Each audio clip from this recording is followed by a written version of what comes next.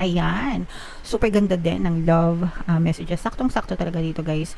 Kasi meron tayong connection message. So, una, for some of you talaga pwedeng magkaroon ng reconciliation yung mga magjojowa na nagkaaway, nagkaroon ng tampuhan, eme-eme, ganyan. So, minsan naman talaga, normal naman yun guys na mag-away yung mag-partner na wala namang magjowa na hindi nagka-problema.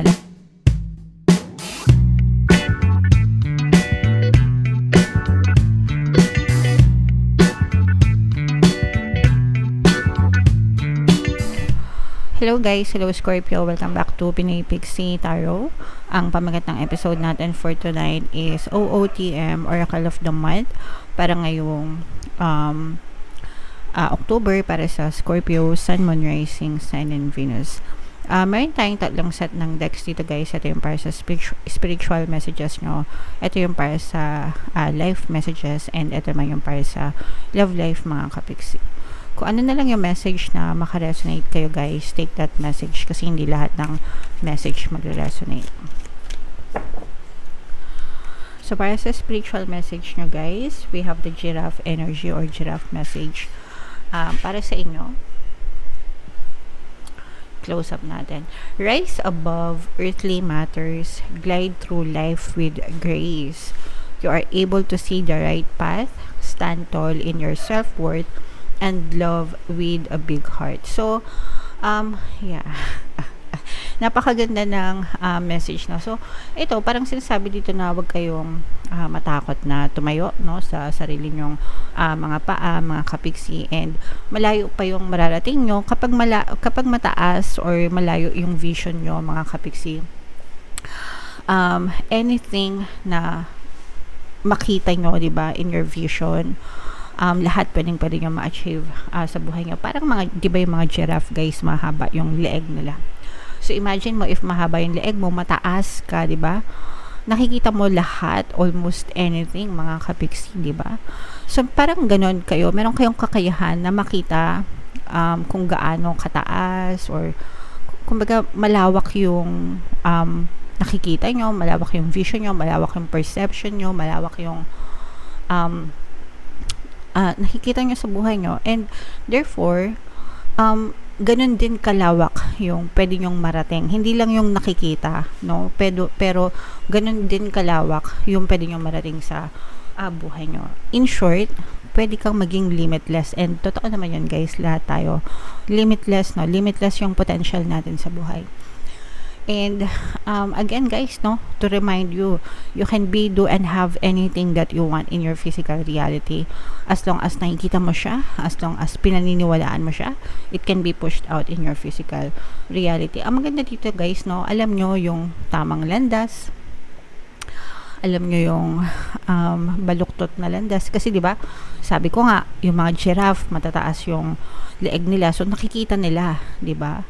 Alam nyo kung dito traffic, alam nyo kung dito maluwag yung daan. So, kumbaga kayo mismo, alam nyo kung meron kayong abilidad na makita kung smooth yung daan dito, or kung dito traffic, 'di ba? Kung dito hindi masyadong okay para sa inyo. So, gamitin nyo siya sa benefit nyo, mga kapiksi. Trust your intuition, trust your instinct, guys. And kailangan yung self-confidence nyo din, no? Yung tingin nyo sa sarili nyo, how you feel about yourself. Kailangan maganda din kasi in the first place, wala kang ibang pwedeng pagkatiwalaan kundi sarili mo. Ikaw yung kakampi mo, okay? So, matuto ka na parang magtiwala sa sarili mong kakayahan. And of course, love with a big heart, no? Maging compassionate sa ibang tao, maging malawak yung pangunawa, ganyan. So, yeah. Naintindihan nyo ba? Sana naintindihan nyo, pero yan yung spiritual messages para sa inyo, Scorpio. And then, ngayon naman, tingnan naman natin yung mga life messages nyo guys. So, shuffle natin to. Habang sinashuffle natin to, panoorin nyo muna yung video natin regarding sa ating paano mag-manifest ng abundance video course. Kapiksi, sawa ka na ba sa mga struggles at hirap sa buhay mo? Masipag ka ba at masikap sa buhay ngunit hindi ka pa rin umaasenso? Ilang beses ka na bang nag-attempt mag-negosyo at mag-invest pero palagi ka pa rin nalulugi? Sa pagkakataon na ito ay maaaring may subconscious beliefs ka na nagiging balakid sa iyong pag-unlad at pagyaman. Introducing, paano mag-manifest ng abundance video course.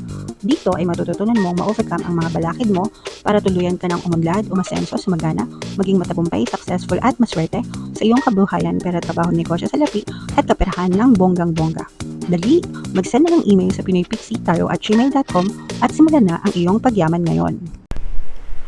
Alright, so sa lahat ng gusto mag-avail ng course guys, meron tayong 500 pesos na discount until September 30. So i-avail nyo na yan guys, sobrang ganda.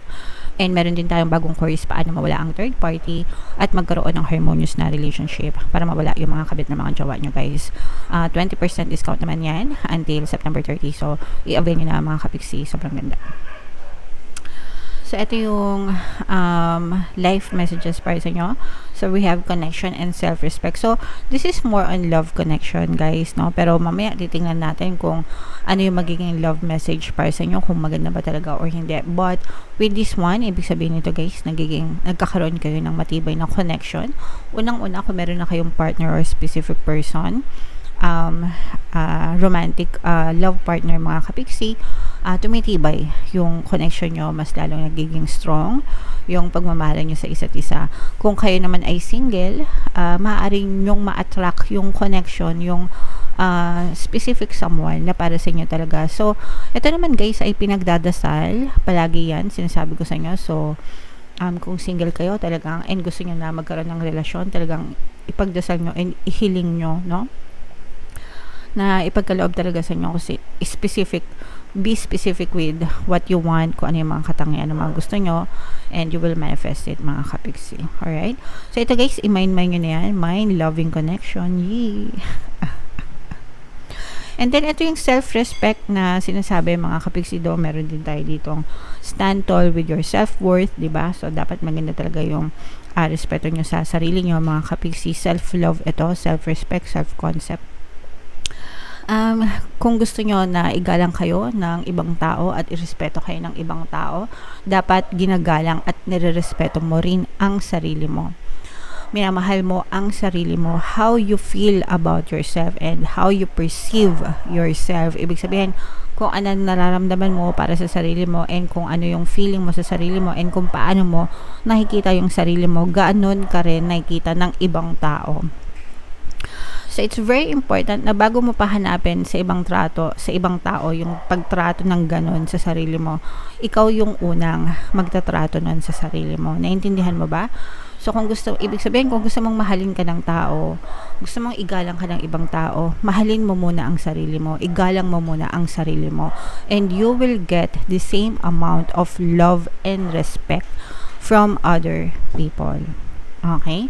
So, that's why importante talaga guys ang self-concept, no? And, dito sa channel natin guys, meron tayong self-love subliminal. Pakinggan nyo guys, kahit isang beses lang sa isang araw, para talaga maganda yung pakiramdam nyo sa sarili nyo, mga kapiksi. Wag yung puro pampaswerte, wag lang puro relasyon. Kung gusto nyo maging maayos yun, dapat mas maayos yung relasyon nyo sa sarili nyo. Kasi 'di ba ikaw yung best friend mo, no? So dapat inuuna mo palagi yung sarili mo on top of your list. Ikaw dapat yung number 1, kapiksi. Alright? So, yeah. Comment down below guys if feeling nyo nakaintindihan nyo yan. I-mind nyo na ito guys, itong connection na to, itong self-respect na to, yan. I-mind nyo na yan guys sa comment section.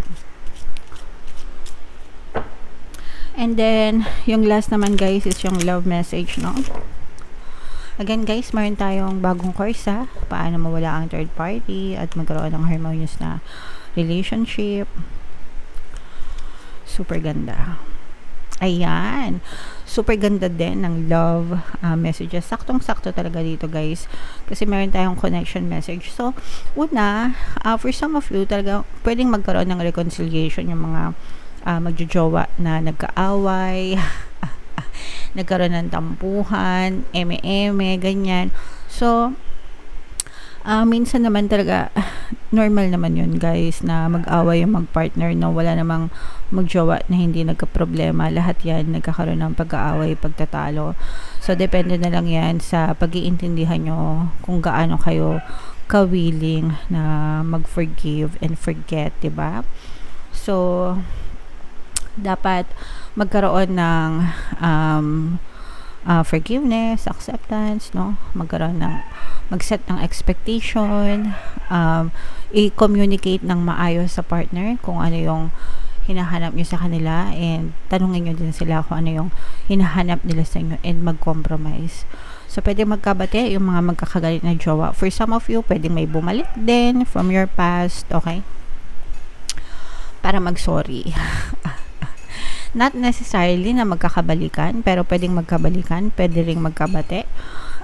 With this true love, kasi pwedeng nare-realize nila, mga ex nyo, na kayo talaga yung the one para sa kanila. Or ma-realize nyo parehas na kayo talaga yung nakatadhana, kasi nga meron tayong connection energy. So, matibay talaga yung connection nyo, mga kapiksi. Kaya kahit na anong away, kahit na anong problema, sometimes guys, merong ibang tao na talagang taon, 'di ba? Taon yung binibilang ng mga problema nila.